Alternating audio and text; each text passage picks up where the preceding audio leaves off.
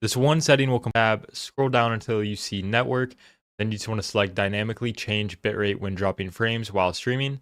Check that, click done, and you will no longer drop frames.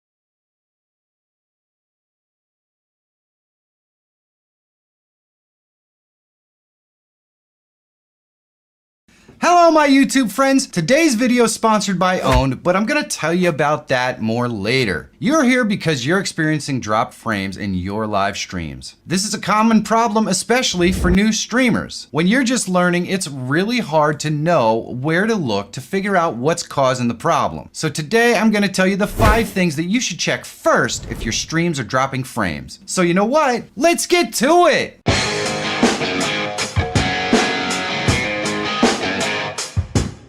Likes and comments are super easy things that you can do to push this video to subscribe. While you're up this stats, CPU usage that you have to see, then you're going to go to stats streaming. So while you're live streaming, you go into OBS, you go to view, and then you're going to go to stats, and it's bringing up this stats window right here. You can see I brought this up while I was live streaming, and it shows you the CPU usage that you have over here on the left in the top pane. You have your frames per second, the average amount of time it takes to render a frame, and then you have your render and your encoding lag. And this is going to be shown by frames drop. In this case, I had 21 frames drop from render lag and 0 frames dropped from encoding lag. If this is bad for you, one of these will be in red. In the lower pane, you can see that this is the actual health of the stream from a network perspective. I have 0 dropped frames, and you can see my bit rate over there on the right-hand side. That's the 6000 that I use, plus whatever the bit rate is for the audio. So just keep in mind that the audio is generally added to the 6000 bit rate on your video. So it's not unusual for your bit rate to be a touch over 6000, or whatever bit rate you have set, because that bit rate doesn't actually include the audio.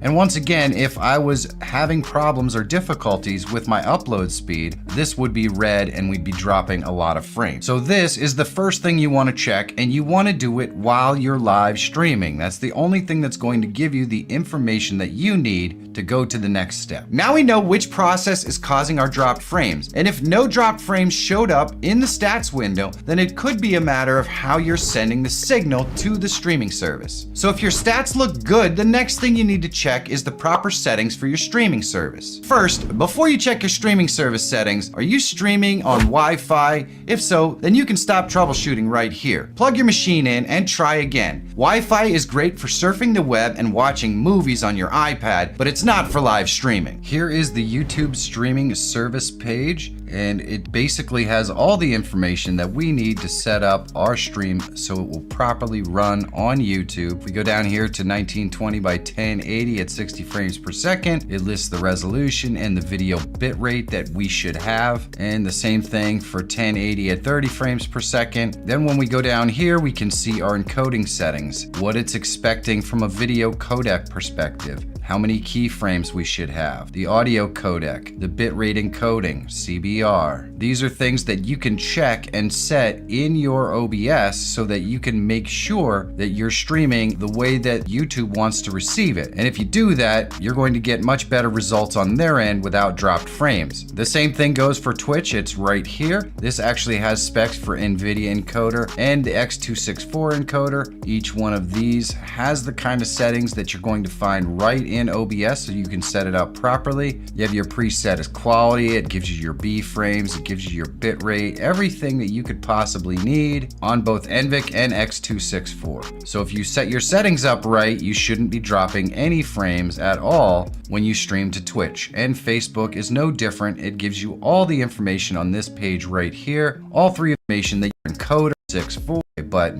and yes, that Twitch streamer alerts, just about everything plugins that alert you alerts and labels and modify the text and even create custom layouts in just a few minutes. And they all have custom stingers that are set up with the profile so you don't have to do anything. You just download them and they're ready to go. In just a few minutes, you're gonna have a professional stream that looks like you spent $1 million. The best part is for just a few bucks a month, and I mean less than that crappy Netflix subscription you never use anyways, you're gonna have access to every single one. So you could change it up on every stream in just a few minutes if you really wanted to. So take a second and check out Own TV and Own Pro.